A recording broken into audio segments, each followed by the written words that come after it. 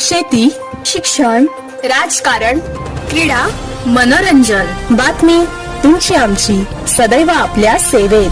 प्रकट महाराष्ट्र. नमस्कार, प्रकट महाराष्ट्रमध्ये आपले हार्दिक स्वागत. मी लावण्या हुमने आणि आपण पाहत आहात प्रकट महाराष्ट्र, बातमी तुमची आमची. मला मराठी समजते, मी मराठी बोलतो. संदेशाचे स्टिकर्स रिक्षांवर लावण्याचा मनसेचा उपक्रम. राज्याचे परिवहन मंत्री प्रताप सरनाईक यांनी मराठी भाषा न येणाऱ्या रिक्षाचालकांचा 1 मे पासून परवाना रद्द केला जाईल असे आदेश दिले आहे. एकीकडे याच मुद्द्यावर राजकीय वातावरण तापले असताना दुसरीकडे महाराष्ट्र नवनिर्माण सेनेने हा मुद्दा धरून ठेवला आहे.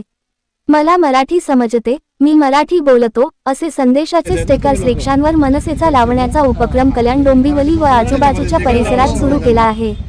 या उपक्रमात वाहतूक सेनेचे उपाध्यक्ष आरिफभाई शेख, उपजिल्हा अध्यक्ष योगेश पाटील, विधानसभा सचिव अरुण जांभळे, शहर संघटक तकदीर काळण, उपविभाग अध्यक्ष प्रवीण भोईर, शाखा अध्यक्ष प्रवीण बोल्हाडे तसेच मोठ्या संख्येने रिक्षा चालक आणि पदाधिकारी उपस्थित होते.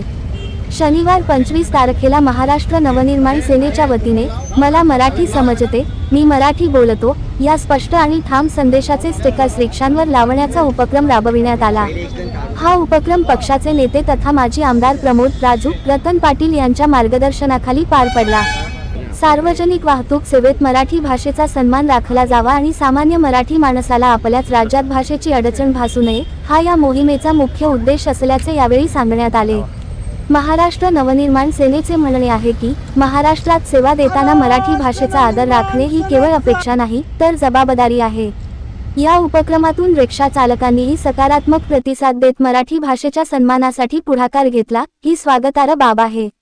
यापुढेही अशा प्रकारचे उपक्रम अधिक व्यापक स्तरावर राबवून मराठी भाषेचा सन्मान अबाधित ठेवण्यासाठी मनसे कटिबद्ध आहे. आमचे प्रतिनिधी शंकर जाधव, डोंबिवली.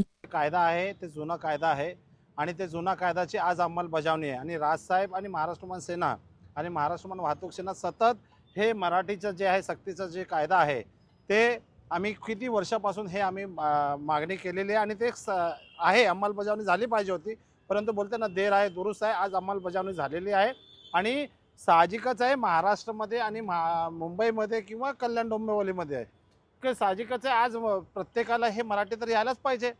आणि मराठी जर म्हणजे आज लोकांना बोलतात ना एवढं वर्ष इकडे खातायत कमावतायत सर्व करतायत तर मराठी बोलली पाहिजे. परंतु काय आहे, काही रिक्षा जे आहेत रिक्षा चालक आहेत किंवा मालक आहेत ते बोलते हम मराठी बोलेंगे नहीं, हमको हिंदी आती है, हम मराठी भाषा सीखेंगे नहीं. तो ये जो दादागिरी आहे हे ते चालणार नाही. मुंबईमध्ये या ज्यांना नाही येत त्यांनी ठीक आहे ना, नाही येत तुम्ही शिका. आणि आज मला आनंद झाला की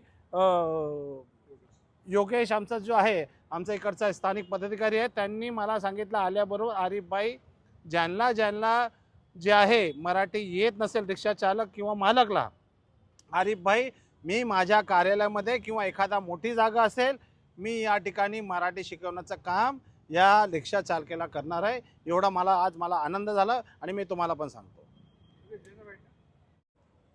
काय प्रतिक्रिया तुमची? आज आम्ही महाराष्ट्र नवनिर्माण सेनेच्या तर्फे आज सर्व रिक्षांना आम्ही स्टिकर लावतोय. सर्वांना आव्हान करतोय की सर्वांनी हे स्टिकर लावून घ्यावे जेणेकरून प्रवाशांना आणि सगळ्यांना ते कळलं पाहिजे की या रिक्षात जो बसतोय तो मराठी आहे. या रिक्षात जो बसतोय त्या माणसाला, त्या ड्रायव्हरला आणि त्या मालकाला मराठी येते याची जाण असली पाहिजे. प्रकट महाराष्ट्राला लाईक, शेअर आणि सबस्क्राईब करायला अजिबात विसरू नका बरं का.